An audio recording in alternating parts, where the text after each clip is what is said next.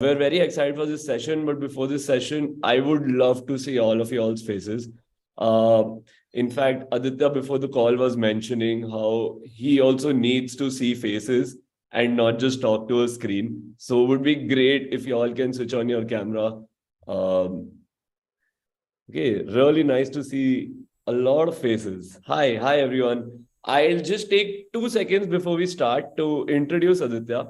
Aditya is a product manager at Upraised. In fact, Aditya was the first product manager to ever join the team at Upraised. Everything we've built at Upraised is Aditya is the brains behind that. So he has been very active he's very passionate. Personally knowing him, I know he's very passionate about building products. He loves talking about various things, a lot of things, in fact. And I think this is exactly why we selected this particular session for Aditya, where he tells us how he leverages human behavior to make people do things on the products that he builds. So over to you, Aditya. Thank you so much for that introduction, Devansh. Good afternoon, everyone. This is a little bit of a tough spot to be speaking in because half the people are just waking up and half the people are starting to get hungry. So it's that duration in the middle that needs to get managed. Um, I think we should get into the depths of things. Today is going to be not a massy session, right? I'm here to go into the depths of the topic.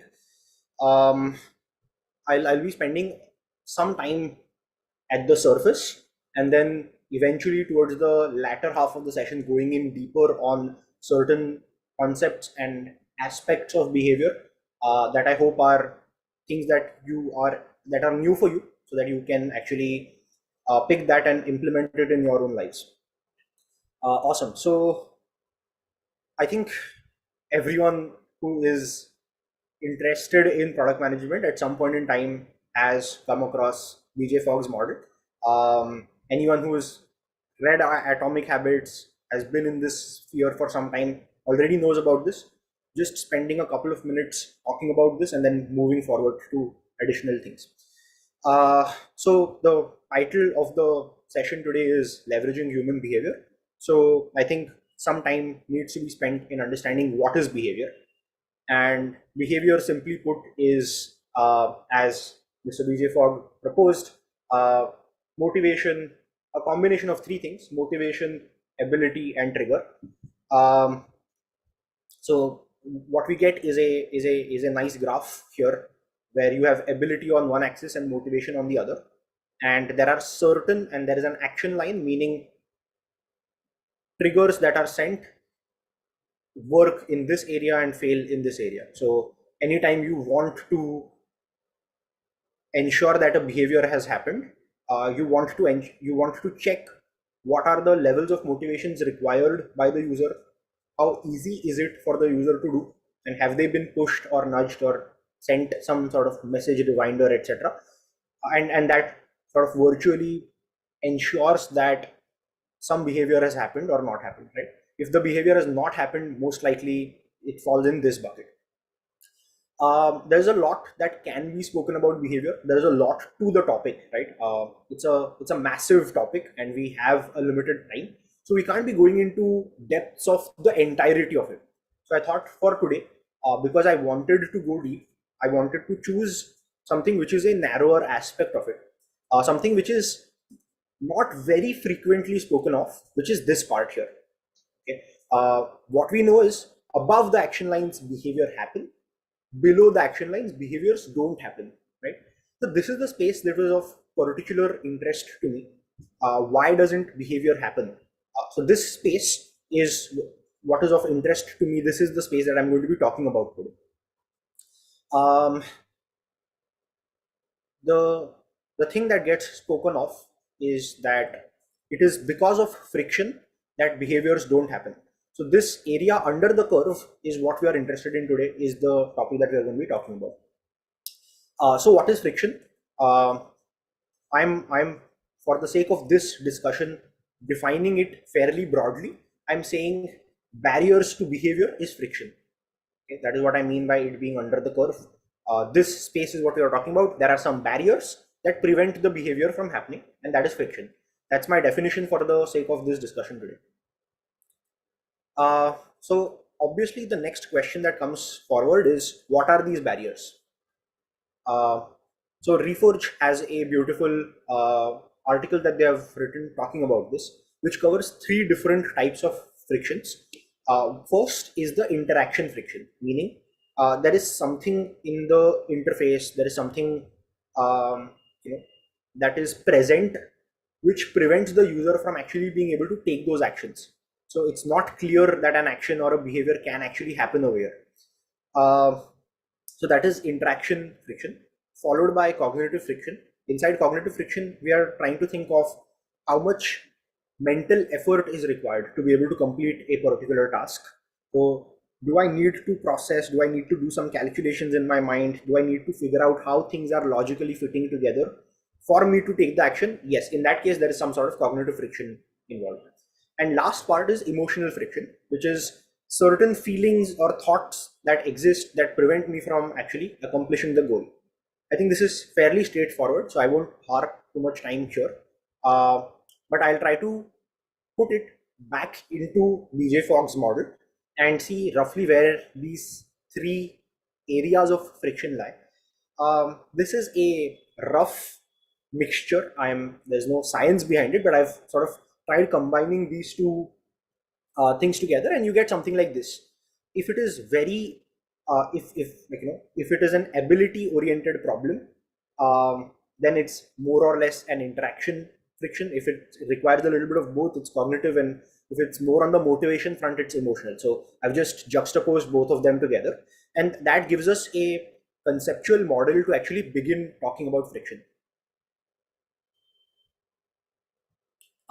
So over a period of time, what I've realized is that to be able to build great products, you need to be able to understand the art of when you should be adding friction and when you should be removing friction. Okay.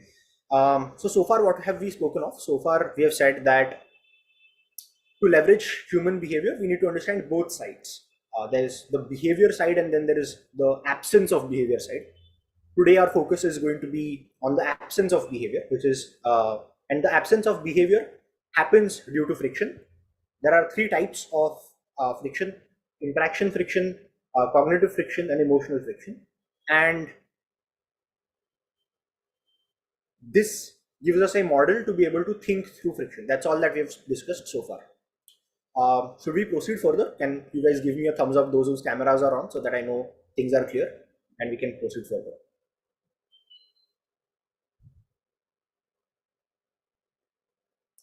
Cool. We'll proceed further. So let's start with an example. I think often people have a question of, am I ready to apply for a job or not?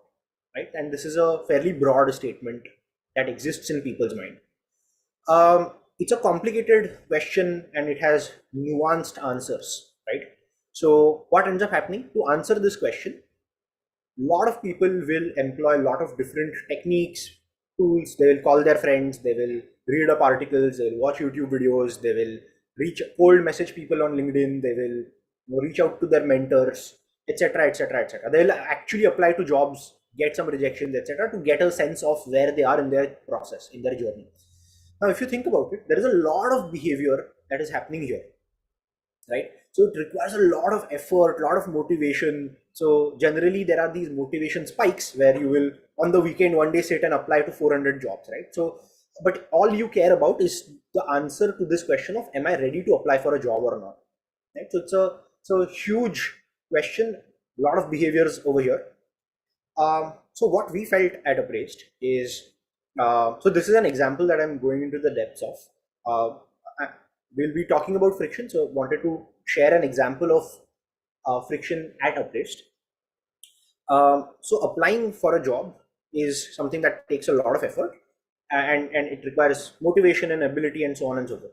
So what we thought was, can we do something to answer this question in the shortest period of time?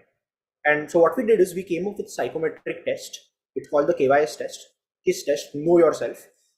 It's an hour-long test, and what it does is it essentially answers the question of, are you ready to apply for a job or not, right? So what originally was a potentially weeks long process requiring you to do hundreds of different things got reduced down to taking one simple test in 1 hour. So you get that answer in an hour. So if you look at the previous state and the new state, what has happened? In the previous state, there was a lot of work, a lot of things. So a lot of friction involved before you got your answer. In the new state, that has been dramatically reduced. So what is the impact of that? 50,000 people have taken the test already, right?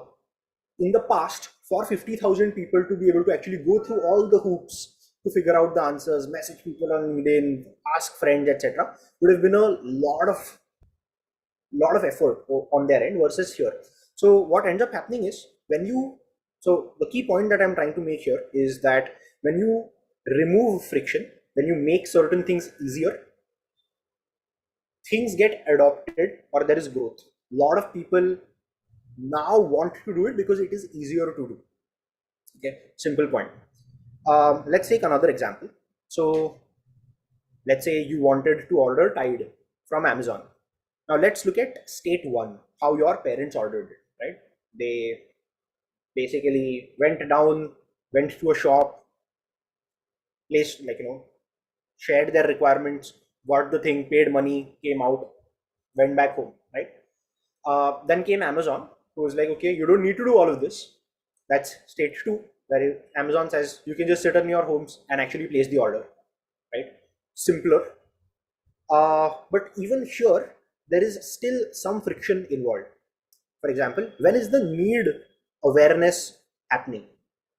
Maybe the user journey is something like the following. I'm going to the washroom. I'm figuring out that I need to, I am probably putting my clothes into the machine. I have figured out that I have run out of powder to be able to wash my clothes. And now I realize that I need to actually buy it. But what is my state? My hands are wet already. I have clothes. I am not really in front of my laptop to be able to actually place this order, right? So here's what Amazon did. So they have these things called Amazon buttons, which you can stick in a few different places. And long pressing on this button, these are connected to the Wi-Fi. And if you long press on these buttons, an order is automatically placed. So what has this done? This has meaningfully reduced friction, and therefore the likelihood of you actually buying is higher, likelihood of you buying from Amazon is higher, and you actually essentially never run out of Tide because you can always place an order and it gets replenished exactly when you want for it to be replenished. So this is an example of friction being further reduced to be able to make certain behavior easier.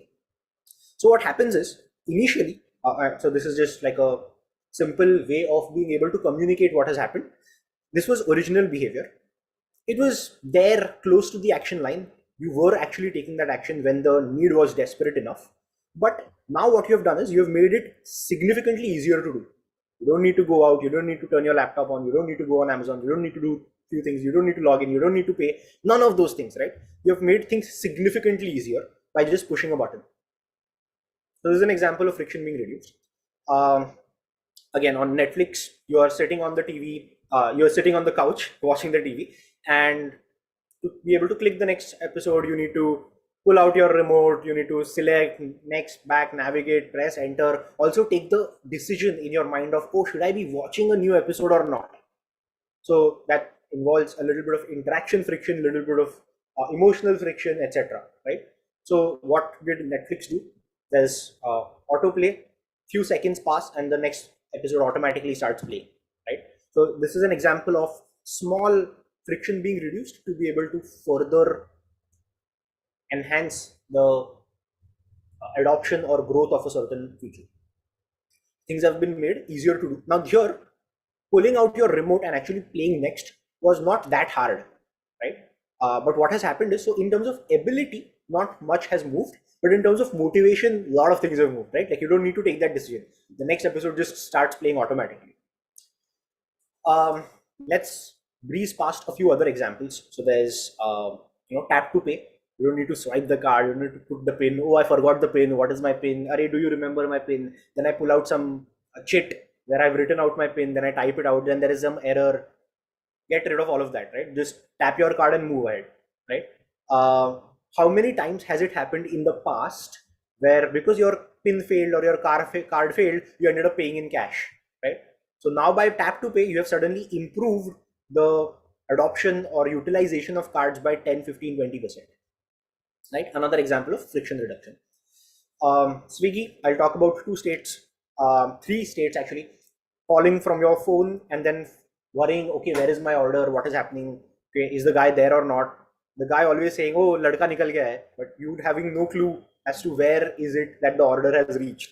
Second, while placing the order, having to pay versus hitting lazy pay and directly the order going. So those are some examples of friction being reduced. What I wanted to bring to your attention here is that there are larger areas of friction reduction which end up becoming businesses of their own, right? Like I had to reach out to several people on LinkedIn versus now just take a test. That is a business. You've reduced significant friction versus if you make small tweaks to improve enhancement, that's like a feature. There might be other small things. So friction reduction, depending on how much friction you have reduced, ends up being just a feature or can be an entire business of its own. There's KYC, bunch of places where you need to do KYC, and originally you had to click photos, scan, upload, etc. Now you can just turn on your selfie cam and record a 5-second video, put your Aadhaar card, it automatically scans it, things like those. So those are areas of friction reduction. Do you think that has led to more number of accounts being created on finance platforms? Absolutely, right? If those steps were involved, half the people probably would have dropped off somewhere in the middle. So this helps. So what are our learnings? Quickly summarizing and recapping that. If you reduce friction, people will do things. If you reduce or remove unnecessary steps or effort, unused options, those are some paths that you can do. And this can unlock a pot of gold if you do this well, right? How do you figure out this friction? Few ways. You can do heuristic evaluation. You can sit and try out your own app and keep questioning, why do I need to do this? Why do I need to do this? Why do I need to do this? You could be doing some usability testing. You could be also asking people what is the efficiency score of two different behaviors and checking how much is the delta between both of them, right? So those are few ways of doing what we are doing. I'll just take a pause here. I would love if someone could summarize everything that we have done so far. Parth, Dani, do you want to go and take a shot? I can unmute you, I think. Okay. So majorly what I understand is the friction, right? There are three portions which we have to be take care of, right? The first one is so interaction, right? The emotional portion, right? There's a second portion because emotional is also portion. I like the the idea of Netflix as well as the Amazon one, which is the diet option, right? So the button actually reduce the frictions a lot because definitely the people is on the buying portion which we have, right? So that's definitely a wonderful idea. Awesome. Yeah. Ruchi, can you think of a few examples in your own life where you have been able to reduce friction or you have observed it? I would love to see your response in the chat. I'll continue with your presentation for a second. Ashna, we'll take questions, but we'll take them towards the end of the session. Cool. So that was about friction as of now. I am guessing. So if you have questions, feel free to put them in the chat. I'll take them up towards the end of the call. So that's about friction. Let's continue talking about friction. Now we are slowly, steadily starting to get into the depths of things, right? So far we spoke of behavior and friction, fairly basic. Anyone who's spent some time in the world of product management already must be familiar with some of these concepts, right? Now let's talk about something that we built in-house at Upraised. So we have a mock interview tool. We want people to practice for interviews before they go for their actual interview on the job, right? While doing this, we had an in-house tool built out to help people practice. So we had some instructions, and the instructions were given to them, and they could begin with their work. What happened here, however, is that we wanted a lot of people to actually try this out, because this was a new thing, right? Like very new feature just went live, so we wanted many people to try it. So we gave some instructions and we gave them a button to begin. There were two big problems that happened here.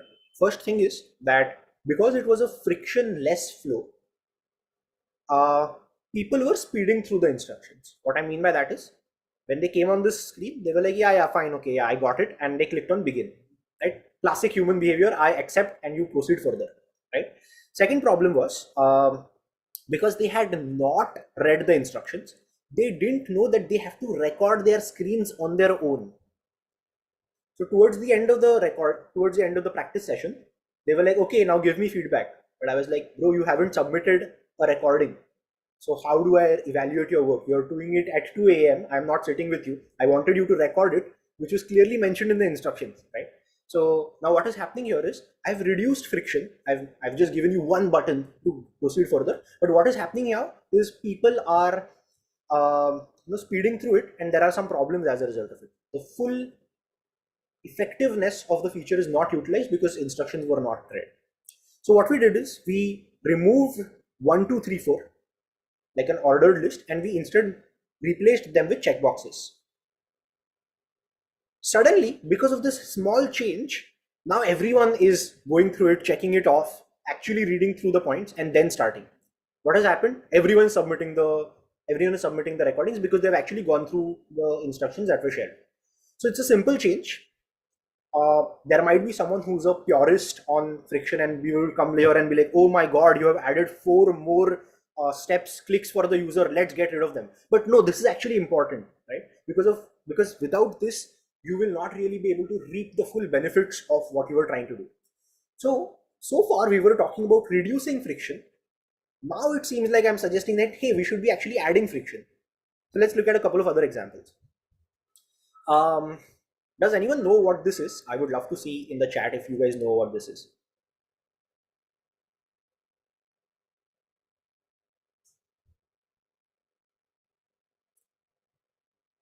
Okay, so this is actually the button. This is called the button of world destruction. This is actually the button that you press when you want to launch nuclear rockets. So here, you don't want to reduce friction and make the step easier. You actually want to put a plastic case, and you want to put a key, and you want 5 passwords and whatever, to ensure that people are not accidentally launching nuclear rockets, right? So what is my point? Now, obviously, a lot of people will say this is obvious, but it is so common to come across examples where friction should have been added to prevent some behavior, but it is not added. So it's a frictionless flow over there. So this is an example. If you have something critical, put some case, put some additional steps, make it a deliberate choice or an action on people's behalf, right? So what have we done here? We have made something harder to do. You want to prevent a behavior. So you are thinking of friction in both senses. You are thinking about ways to make behavior easier as well as behavior harder. Here's a different example. So this is a screenshot from Slack. What is the primary activity of Slack? The primary activity of Slack is to send messages, right? What is Slack doing here? Slack is consciously adding one more step before you can send a message. So that's like saying, you go to a doctor and the doctor is like, no, I will not treat you. That's essentially that, right? Like, the doctor's main goal is to treat you, but he's actually actively working against that. So here's Slack actively preventing you from sending messages because it wants to protect the user behavior. They don't want you to use channel where it's going to be sending it to 4 people across 7 people across 4 time zones. So it's better to edit the message than to actually send it out. So here is an example of Slack actually preventing its own core behavior by putting up some pop-up in the middle. So what have you done? You have made things slightly harder to do, but also decreased the motivation to add channel dramatically, right? Because it would disturb several people in several different time zones. The whole reason for Amazon to work on Alexa is because there was this vision that you could just say, "Hey Alexa, order a toothpaste for me," right? But what is the problem? If someone says the same thing on a TV, so you are essentially trying to create a frictionless flow once again by just shouting out a command to a speaker and placing an order. But what is a con?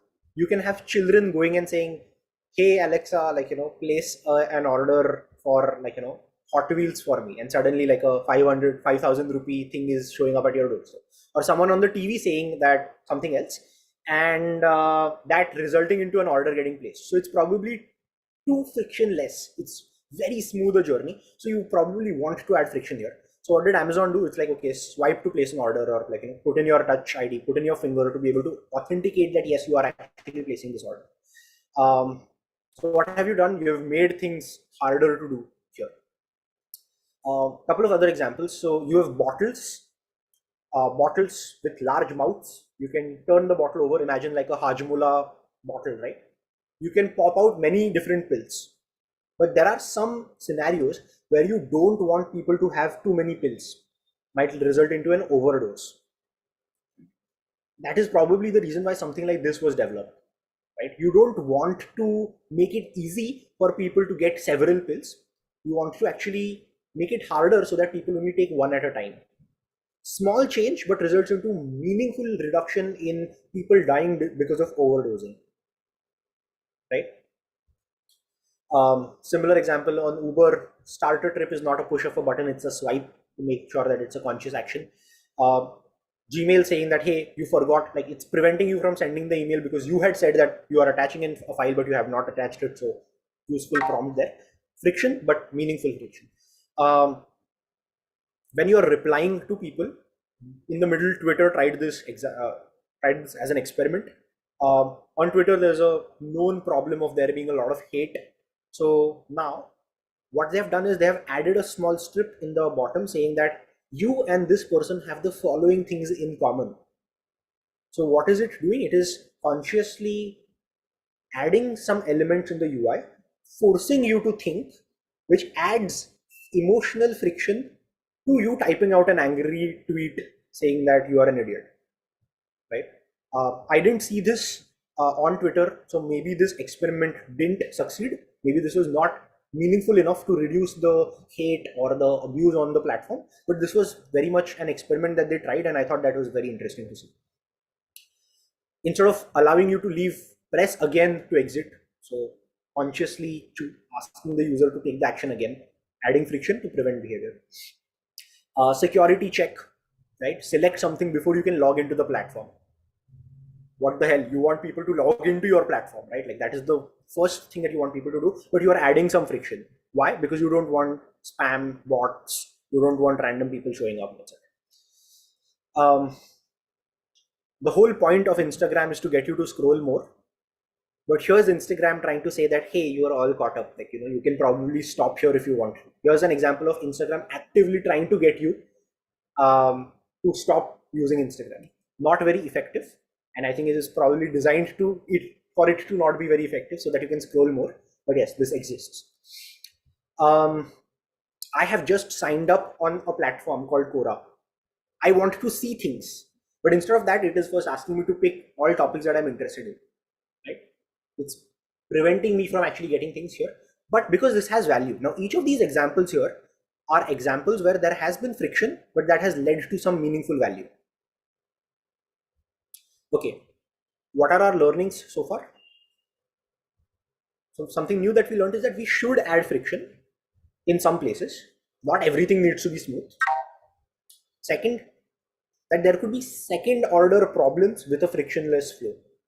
Like there being, without a CAPTCHA being there being too many spam or there being too many bots.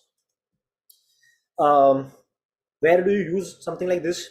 Warnings, security, errors, investment during onboarding, preventing mistakes, giving empathy, filtration, rules and guidelines. Those are all examples where you want to add friction because it is necessary. Cool. Let's go back to a few people. Sarthak, Lakhera, do you want to summarize everything that we spoke of as right now?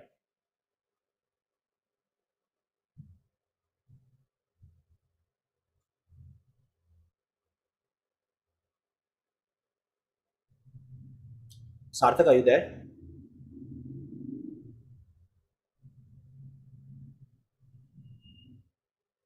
Okay, Parth, Prashar, would love if you could summarize everything that we spoke of as of now.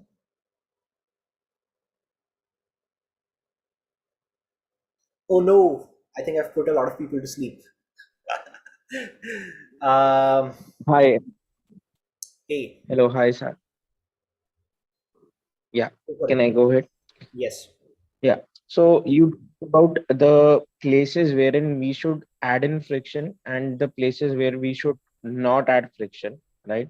So there are steps that you want people to do, and in order to do that, like for example, the tide button thing, right?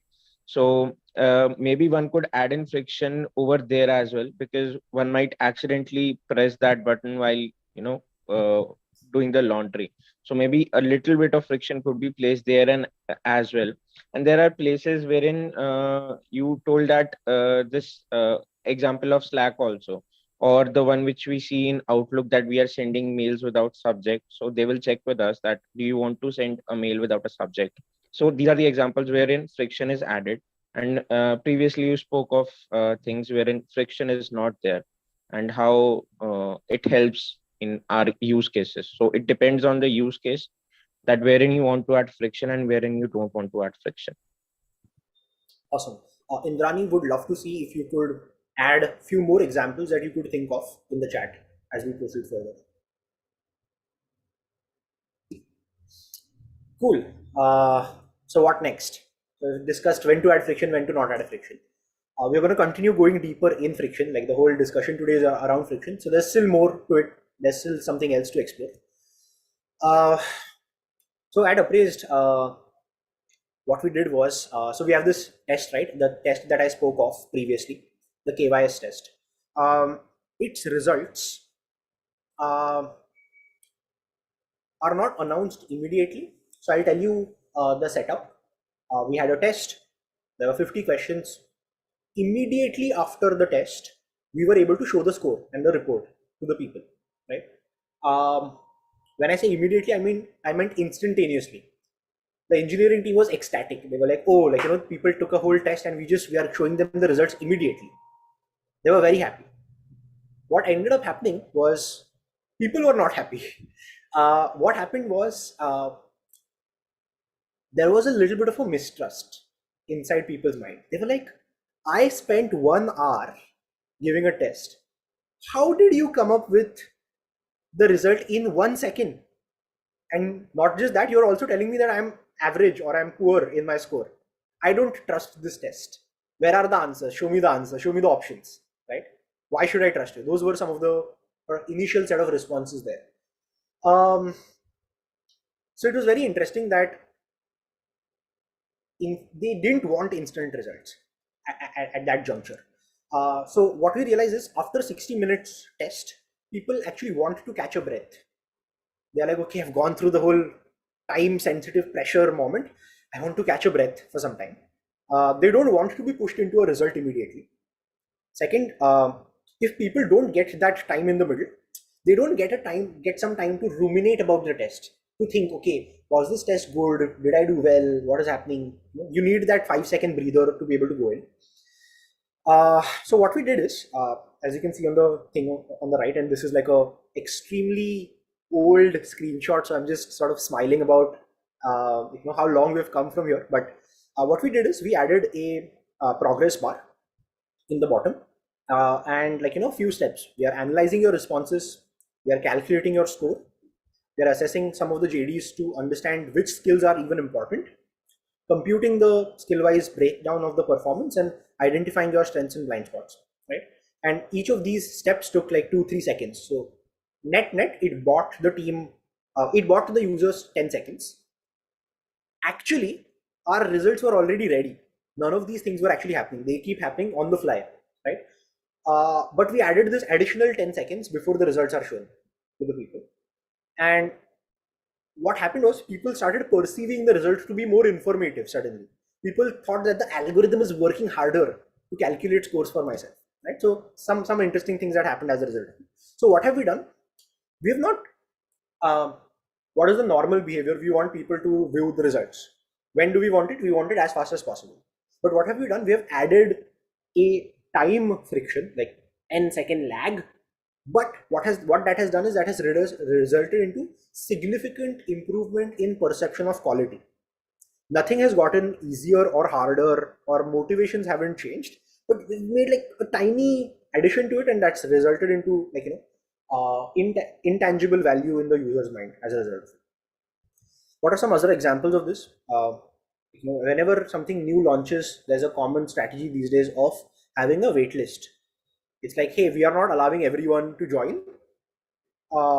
It is exclusive, right? So what has this done? Like, as a new business, you want people to show up at your doorstep. There are people showing up at your doorstep, but you're shooing them away. You're saying that, oh, we are not allowing it as of now. What have you done? You've put up a gate. You've added friction, but still people are excited. So there's something weird happening here. What is happening here is that you're adding friction, but that is not resulting into decreased adoption. That is resulting into increased adoption, right? So in some of the first few examples that we spoke of, tap to pay, KYS test, etc., we reduced friction and that led to growth. Here we are saying we will add friction and that will lead to growth. Everyone with me so far, can you just do a thumbs up on your screens if your cameras are on? Because otherwise, I don't know. I see a few gray boxes now, and I'm worried of putting people to sleep. Okay, awesome. Thank you. Cool. So that is an example of bringing in, making things harder to do. You have barriers of access, but that is exclusivity, right? So people want to do it more. Here's another example, very similar to the KYS test. Instead of, so this is a screenshot from a website which helps you find flights. Instead of showing your results instantaneously, it says, hold on, we are fetching flights for you, finding the cheapest discount, etc. So you feel like, oh, they are actually like, trying out multiple things to find out the best deal for you. Nothing has really changed behind the scenes.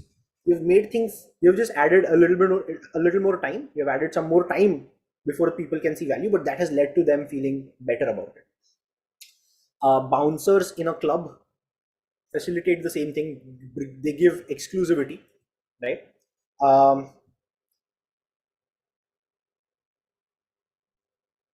Here's a scene from a doctor. Everyone wants to go to a doctor where there is a queue. No one wants to go to a doctor where there is no one sitting outside. Because if there is no one sitting outside, then you're like, oh my God, is this doctor bad? I don't know. There's a little bit of a reputation risk. So you don't want to go to a place where no one has gone before. So even though you might have to wait for half an hour to meet the doctor, that makes the doctor's time more exclusive and you trust the doctor a lot more. I can think of one more example here. When submitting a report, you can just say this thing is flawed in one line, or you can put together a beautiful report explaining everything that was done, right? For the reader, it's a lot more effort, but the perception is that there was a lot of work that went behind the scenes. Exclusivity, we can't talk about exclusivity without talking about some of these people. So yes, this is barriers preventing 99.9999% of people from coming in. But yes, then it is exclusive. A lot of people want to get in and so on and so on. So interesting things here. Now you are adding friction and you're making things more desirable suddenly, right? So that actually begs the question of, if by adding friction, something can be made more desirable, then why were the previous examples those where we chose to reduce friction, right? We spoke of, let's say, the KYS test, or we spoke of Swiggy as an example, or lazy pay or tap to pay, right? Do you guys think that swiping your card, putting in your PIN, etc., made using credit cards desirable? Does anyone think that? Most likely not, unless you have like an Amex Platinum card that you want to show off, right? You want to wave it in the air for 15-20 minutes for everyone to know that you have an Amex card. So there's something interesting happening there. In some scenarios you want to do it, and in some scenarios you don't want to do it. Do you think there's something exciting about ordering food from your phones and going through that frictionful flow? Not really. So if you would have, so there are some scenarios where you add friction and make things exciting. There are some scenarios where you add friction and makes things extremely boring. Okay. Is anyone able to think of other examples or points of when we should be adding friction and when we should be reducing friction? You can raise your hand. I'll allow you to unmute it.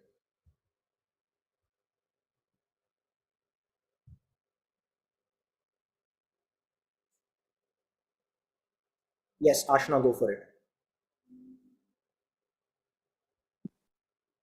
Yeah. So I think limited cohort sizes is one thing that I've seen, which adds friction, but also puts in a lot of pressure to like sign up early. And particularly because I have been looking at a lot of courses. So this is the first example that, comes to mind. Also limited editions of certain products are also one way where friction is really high, but because of exclusivity, demand is high. Right, but this is an example. What I'm more interested in is thinking of those two scenarios, right? Adding friction and making things boring versus adding friction and making things exciting. Okay. What is the difference there? Like, why is it that no one wants to go through the piece of putting their PIN and all of that in their credit card, but then if they have an Amex Platinum, they want to probably go through that flow? Like, what are we trying to highlight there? What is that core? I think there it is recognition, belongingness, some sort of need to sort of show off a certain product. That is probably the difference, and that probably comes for products that have already built a certain brand value and have built a sort of a cult or something of that sort. So if you have that on your side, I think you can go for that, but if you don't, then probably the other. Interesting. Cool. Sai, Sharan, do you want to go for it?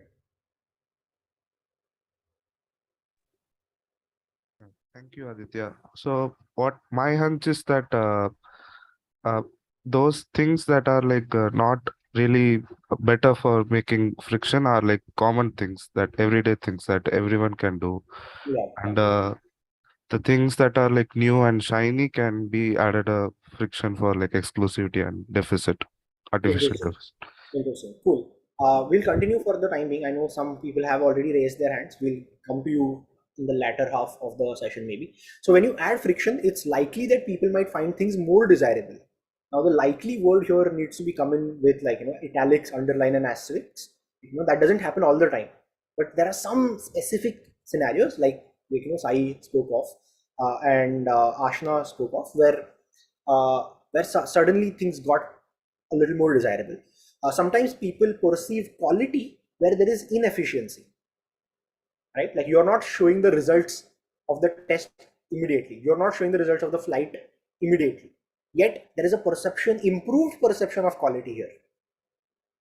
Again, there is a star mark there, meaning that it doesn't happen all the time. So you need to know really what you're doing and when you're doing. And hence comes the art of figuring out where you need to add friction and where you need to remove the friction. When everything is efficient, you can probably differentiate by adding inefficiency to it. This is a slightly generic broad statement that comes with its own caveat, but is an interesting thought to go through. Cool. Is there more? Yes, there is more to friction. Like there's another dimension of thought that can be given to it. Okay, so here's an example where you want to cancel your subscription. Okay, I've taken this screenshot from the web, not my screenshot, but there's a platform. You want to cancel it, you click on cancel immediately, or you can cancel on next renewal.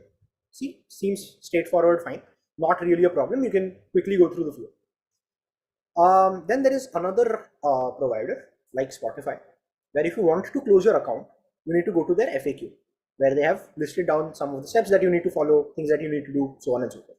Seems fine. Then when you click onto that link, it opens up a wizard of sorts with multiple steps. They're like, oh, how can we help you? Okay, now you need to pick out that you want to do some of those things. None of the options here are actually that I want to close my account. So you need to figure out what is it that you are actually going into, right? And you're like, oh, can you tell us a little more? And then you need to like probably go into more details, make some other choices, ensure that you have the correct choice here.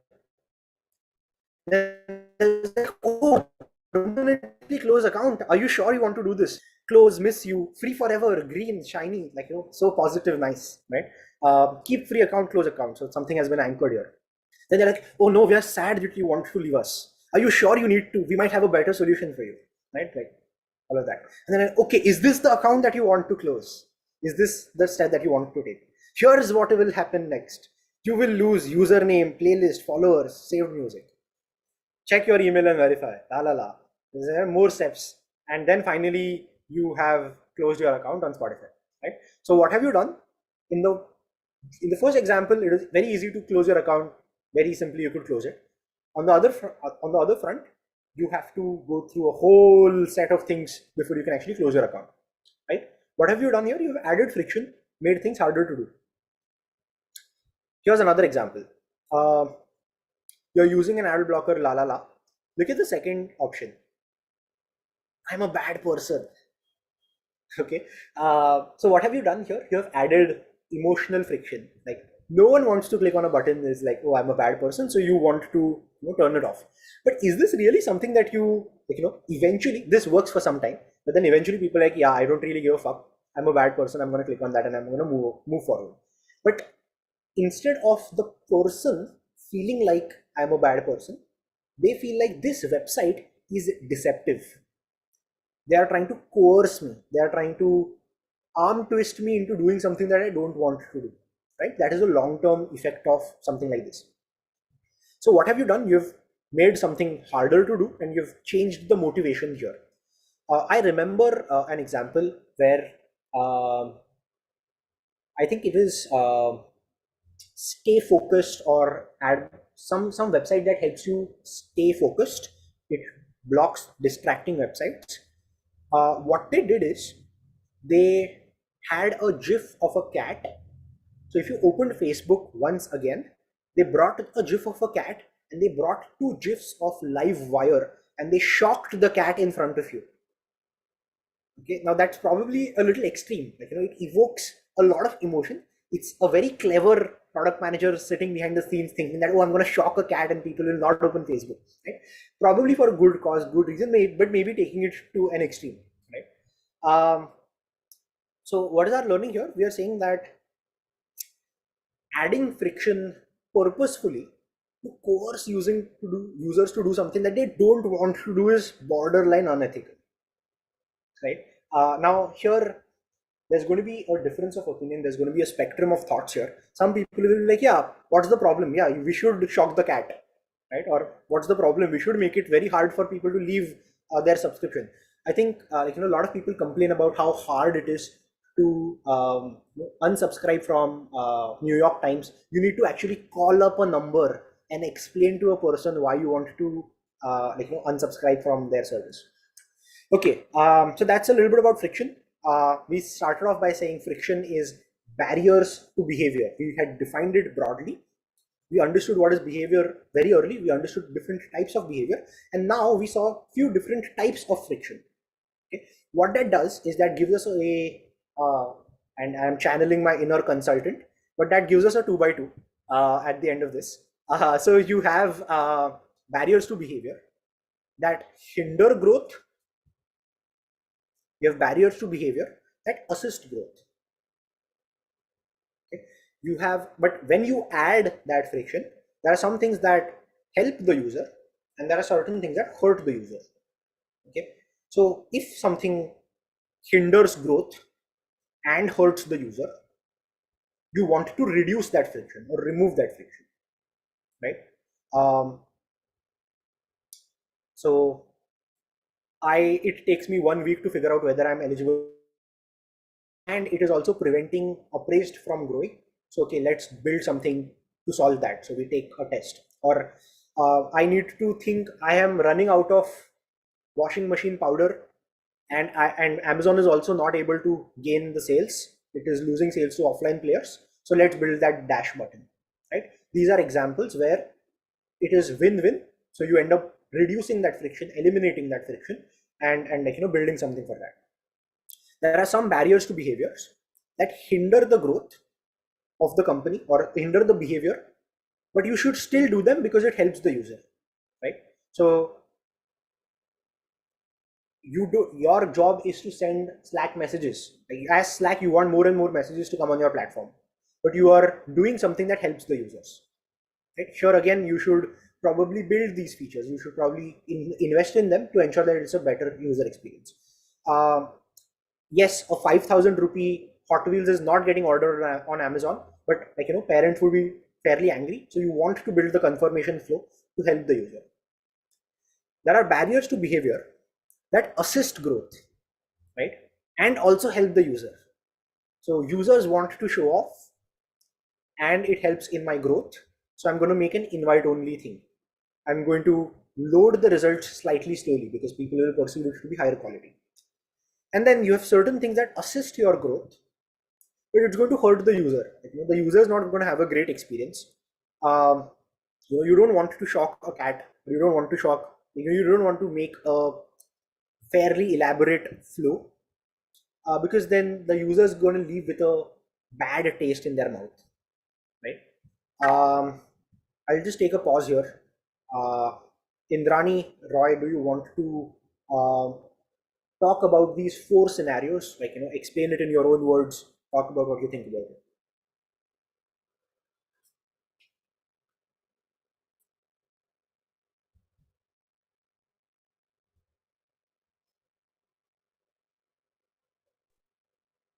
Yeah. Hi everyone. Wonderful examples, Aditya. So talking about the adding friction and removing it from your environment, right? That book Atomic Habits talk about it quite a bit. So if I am forgetting taking my umbrella to work every day, I'll keep it in a place that is right next to, that's right next to the door so that I see it every day. And right before going to work, I take the umbrella without having to put too much of work into it is one example of me automating and removing friction from my surrounding. Same way, adding friction would be if I'm using too much of phone before going to bed, I'd rather keep it in a different room and sleep so that it takes me a pain to go up, walk, take the phone. I'm more interested in the different types of friction, like the last thing that I spoke of, rather than the examples. Okay. The different types of friction that you talked about. The 2x2 that I went. Okay, right. The one that the examples that I talked about, right? That's something that will improve my growth. One is reducing. One is adding friction to it, keeping the phone in a different room. The other one is not really adding to any of growth, assisting growth or something, but it sort of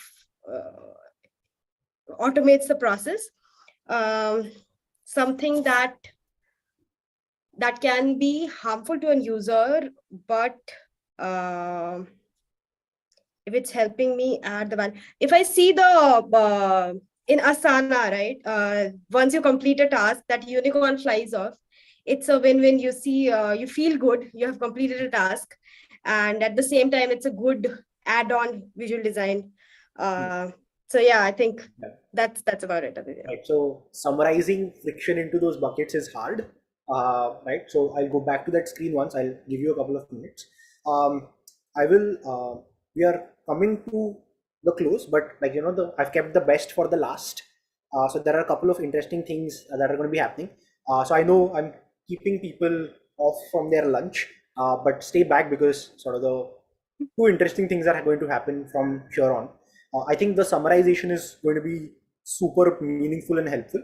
I would encourage you to actually try and absorb this or keep it in your mind, because this essentially helps take decisions of whether you need to be adding friction or removing friction from your product. Right? I'll just take a couple of seconds here. Spend the time here. Keep questions ready for the end when we go to the Q&A.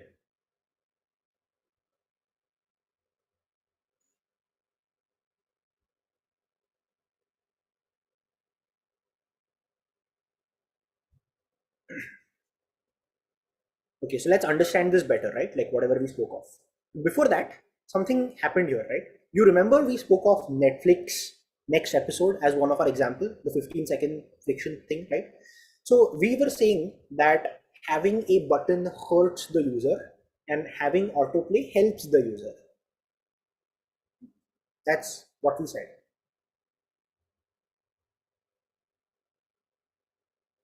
We said we should reduce that friction, we should remove that friction, we should make things autoplay, because autoplay will help the user. He doesn't have to think, not take decisions, etc., etc., etc. Right? So we ended up going down the autoplay route instead of having to press the buttons. But that begs the question, does autoplay actually help the user? Right?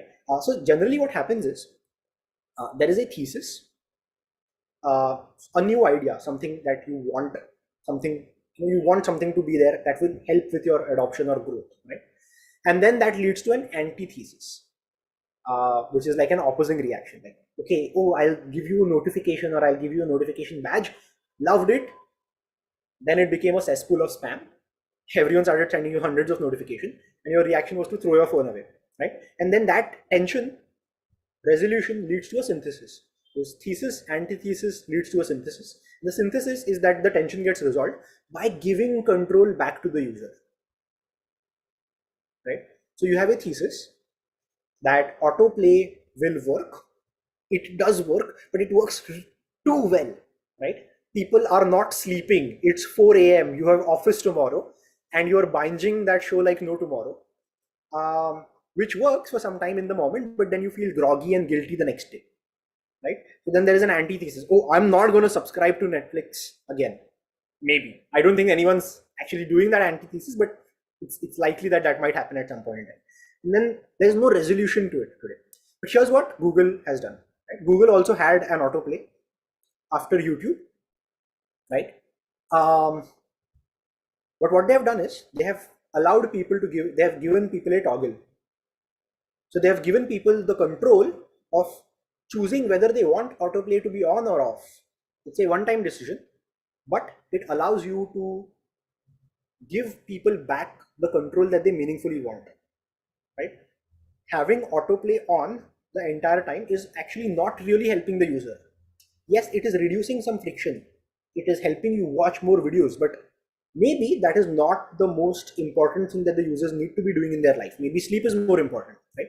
So I would actually personally like move it down. I would say that it assists growth and it hurts the user. I'm moving it down. I don't think it's a great example of something that needs to be built and probably hinders growth and helps the user, meaning like that additional step of choosing whether you want autoplay or not is slightly better. So here's like a nuance that I wanted to share. So what we all originally thought was something which was important to remove. Maybe there is an argument to be made that, oh, we should not remove it because it's better for the human at the other end of the screen, right? So now you are trying to balance between business needs and human needs, right? This is a tricky balance, the holy grail of prioritization, where do you further your capitalistic agenda or do you take care of the user in a meaningful manner? Now again, it's a debate. People end up being on a spectrum. Some people think that this is absolutely bad. Some people think that this is really great. I don't know what your stance is on that, but I personally would probably put it in the bottom zone. Okay, let's summarize again. I'm going to take a couple of seconds to be on the screen. I want you to go through this and see if this is making sense to you or not. These are all the use cases. When should you use what?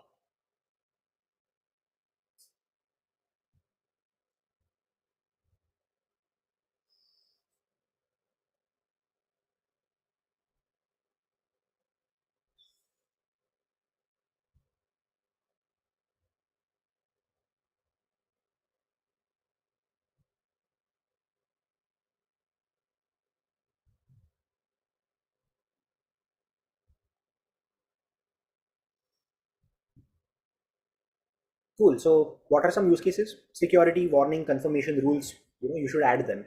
Unnecessary steps, rarely used options, etc. You should remove them, reduce that friction. If you want to add some sort of exclusivity, pursued excellence, etc., then you should probably add a barrier to a behavior, but you need to be very conscious and smart about this. And then comes the part of hurts the user, like dark patterns, exit barriers, making things unnecessarily hard. Those are all the things that you go in these buckets. How do you do them? Study, behavior, psychology, usability testing, etc. are a few ways of sort of figuring it out. In what situations might you want to use it? When it comes to the first quadrant, you want to make things easier to do. That's when you use this. You want to prevent second order problems. That's when you use quadrant 2. You want to bring in status and exclusivity, quadrant 3, and exploit limitations of humans to serve capitalistic needs, quadrant 4. So that's about friction. That's a deep dive into friction with a few examples and a structure to help understand when friction should be added and when friction should be reduced. Now, it's one thing to attend a discussion like this and share it, and there's another to actually really fully practice it and understand it. So what I wanted to do is so we are doing something special for everyone who's on the call. There are 108 of you here on the call right now. I want each and every one of us to actually spend the time practicing this. So we've created a small worksheet, and I'm going to be personally reviewing your work. So I'm going to be spending the time to actually review some of the work that you've done. So I have a sheet. I'll be sharing it. Just enter your name. Pick any product that you use on a daily basis. Let's say you use Headspace. So you can pick up Headspace and try to think of these 4 quadrants of friction, right? Helps the user, hurts the user, helps in adoption of growth or reduction of growth, right? And make a 2x2 out of it and share it on your preferred platform, Twitter, LinkedIn, whatever. And when you're going to be doing it, and mark it for review, and I'll personally go in and share my comments and observations on the work that you've done. Okay, so I'm going to be sharing the link in the chat. Give me a second.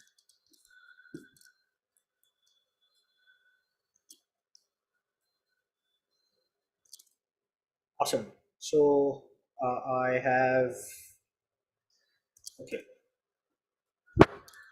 shared the link in the chat.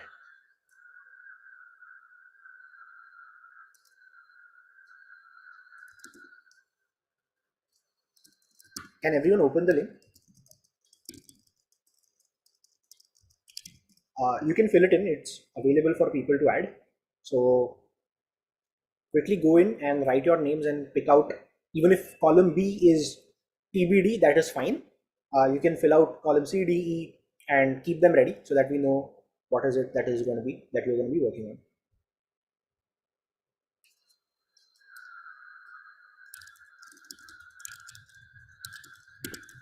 Before we do a Q&A, I am sure a lot of you have a lot of questions. I just want to thank Aditya, and this is really insightful. And for the rest of the folks that are in the call, we would love to get your feedback so that we make sure that our sessions going forward are even better. So I'll just quickly launch a poll, and then Aditya can continue and take up questions. Sounds good.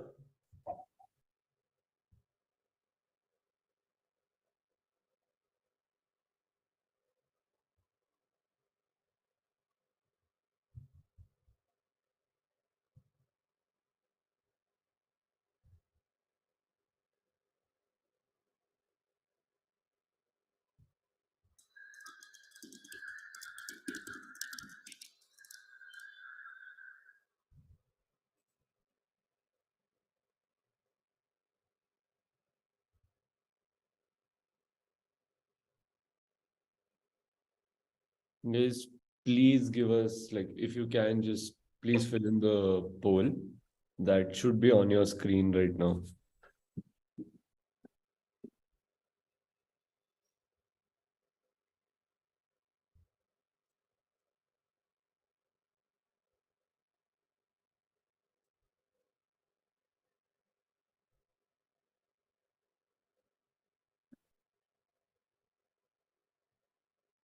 Okay, Aditya, you want to take up questions? Yeah, I'm just waiting for people to fill things out. I can see that there's a lot of activity happening on that sheet. Okay.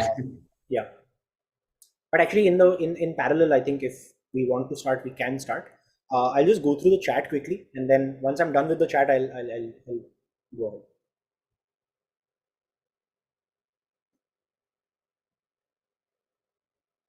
You guys can also raise your hands and we'll unmute you so that you can ask questions.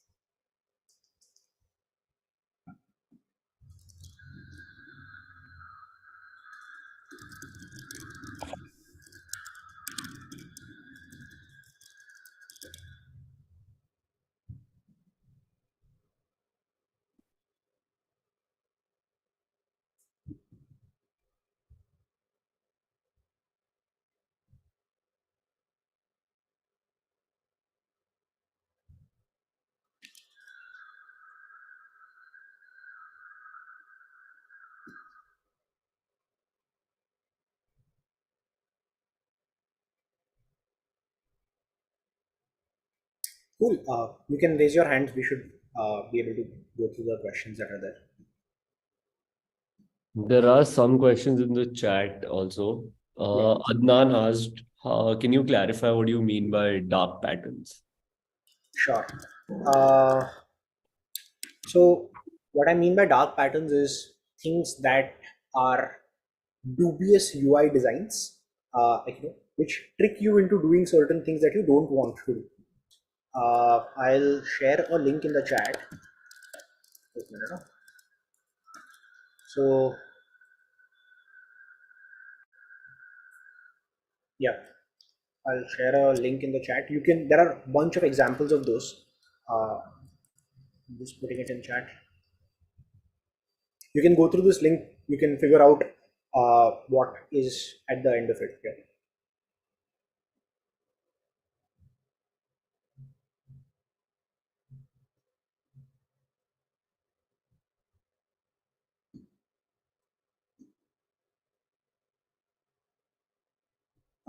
Parth, you can go next.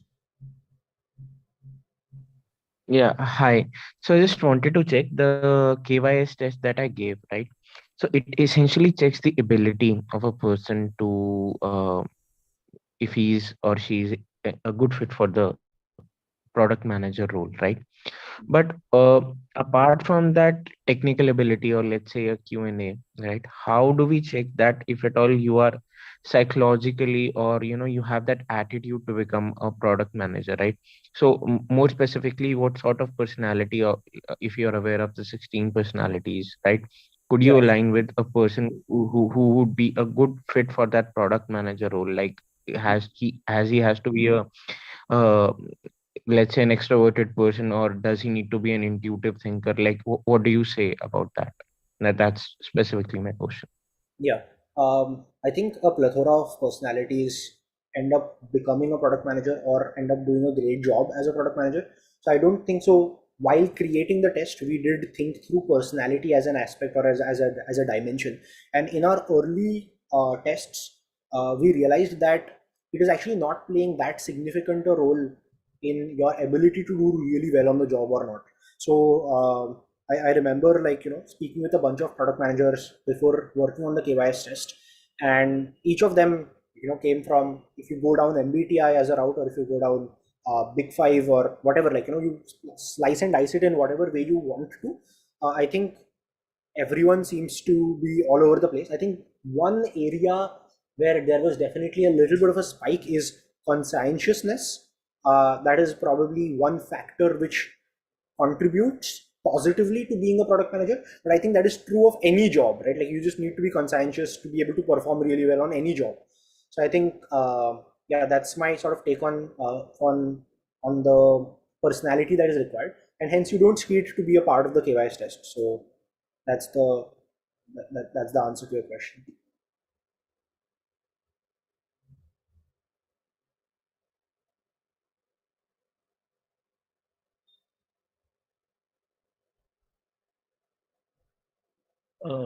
I'll unmute Ashna. You have a question, right? I'll just unmute you. Thank you. So I actually have a very basic question. When we had gone through the Fogg's model, so if somebody's motivation is high, this is a very, very basic question. Like if somebody's motivation is, high for the product, would we not consider that there is an interaction friction or a cognitive friction? Because motivation is, anyway high. So is it not because of maybe usability or because of some other load? So you're saying someone has high motivation but has Yeah. still not done the work. Yeah, So, if we go back to the way you had, superposed both the models together, right? So if somebody's motivation is high but ability is low, right? So then chances are there that there's an interactive friction or there's a cognitive. So I wanted to understand how did you break that down? Basically, I am following a similar thought process as yours. I'm saying if the motivation is high and the ability is low, then that is interaction friction.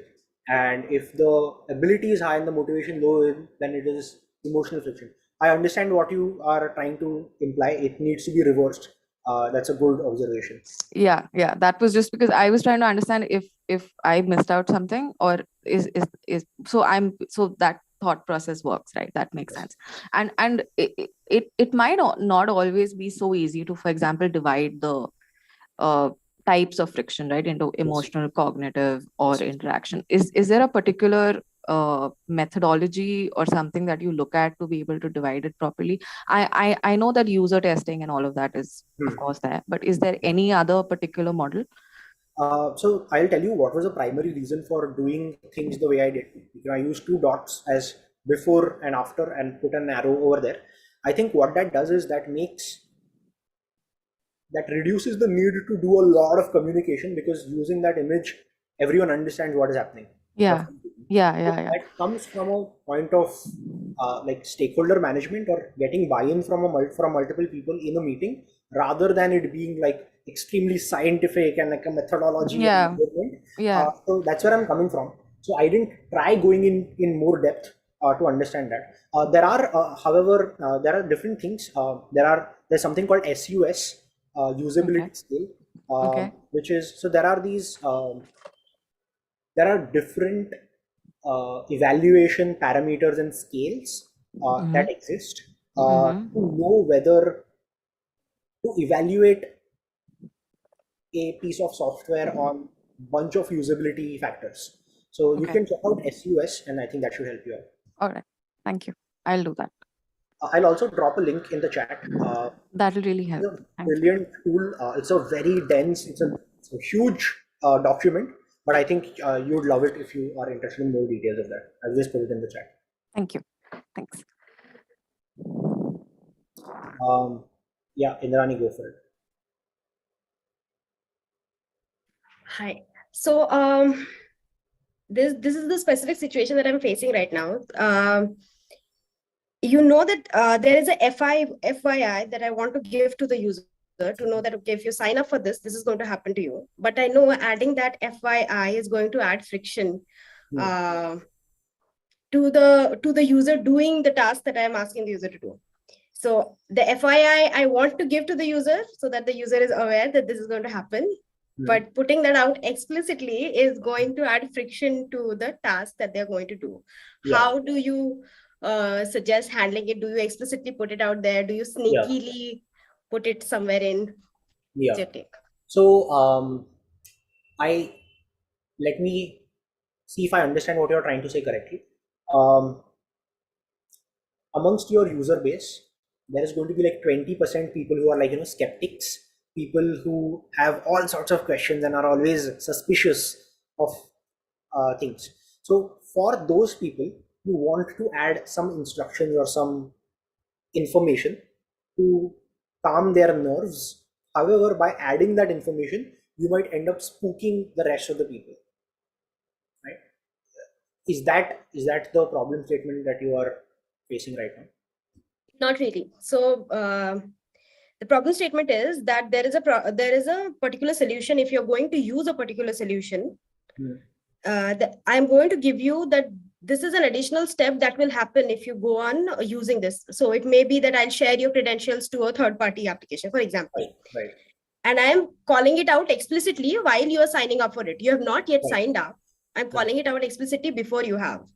So my contention is that if I call it out loud, they will not do that action and they'll drop off from there on. So what do I do? Do I call it out? Do I? Yeah. So there is a good way of doing this and there is a bad way of doing this. I'll first talk about the good way of doing this. The good way of doing this is to always highlight the benefit that the user might get, right? So do you want XYZ? And then you have written that to do that we will be able to do, like, to do that we will have to share your information with la, right? That's a good way of doing it. It's benefit oriented, it's opt-in, people are choosing to go in for it, right? Then there's a bad way of doing it, which is by default I agree has checked off, and everything is bucketed inside terms and conditions for people to go in. Those are the only two possible ways of implementing this. Now the choice that you have is, there is you can never ensure that 100% of the people will go ahead. Your goal is always to reduce it as much as possible, and by using one of these two methods, your likelihood of that conversion being highest is most. Got it. Thanks. I saw one question in the chat asking what is the difference between emotional friction and cognitive friction. Cognitive friction is when you have to do a lot of mental calculations, or you have to think about a lot of things consciously, or you have to think, okay, what will happen after this? Do I want to take the next so you are trying to put your brain in use to be able to, it's like your rational brain trying to figure out what the next things are. In terms of emotional friction, you might know what is happening, but then you are wondering, should I do it? Should I not do it? I don't know. Do I want to sign up for this or not? Etc. So maybe, I'm just hypothesizing this. I don't know, but maybe, a lot of single people might download Tinder and then actually not sign up. Like, they'll open the app, then they're like, do I want to sign up? Do I not want to sign up? So they'll download but not open the app, or they'll download, open the app but not make an account, and then delete the app again, etc. So those might be examples of emotional friction that is preventing. There's nothing that you don't know. Versus when it comes to cognitive friction, you probably don't know what is happening next. So for example, you are on a certain screen and you want to click the next button, but you don't know if that will automatically start or it will just lead to a new page, for example. So going back to our test, there is a button called begin the test. A lot of people don't click because they feel like that will actually start the test at this point in time. So that's an example of like cognitive. Cool. Any other questions so far? We have only 35 people, 40 people who filled out the sheet. If more people want to, you can. The link has been shared. I'll be reviewing your work when you post it on LinkedIn or Twitter.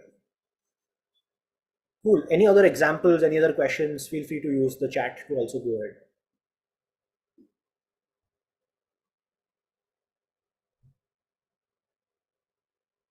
Yes, Parth, you had a question.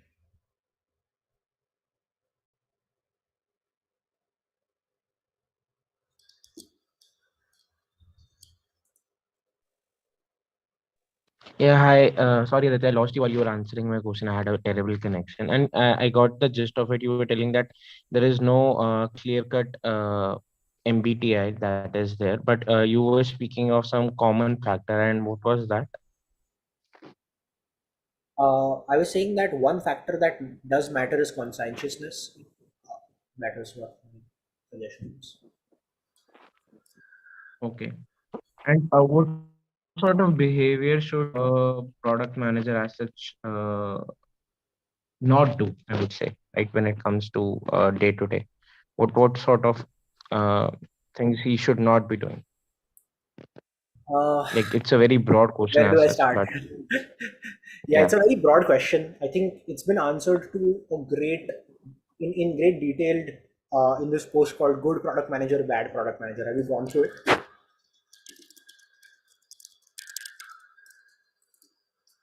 I'll put a link to it. I think it's written by Ben Horowitz. Yes. You should probably go through this.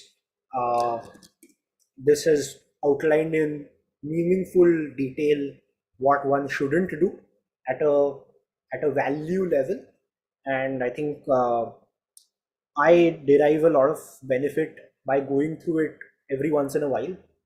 And if I remember correctly, my boss mentioned that she also goes through it several times.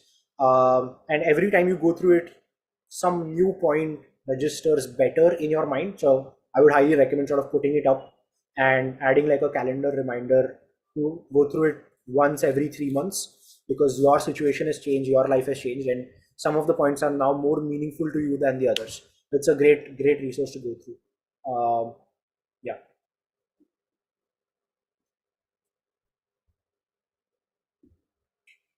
Okay, awesome. I think those were all the questions. We are already way beyond our time that was allocated. We are 25 minutes up. We still have quite a few of you here. So thank you so much for showing up on a Saturday and spending time with me. Hope you guys got something to learn. Would be happy to see some of your learnings. Tag me or tag Upraised on whenever you choose to share them or share your notes. That's it from my side. Thank you so much. Devansh, over to you.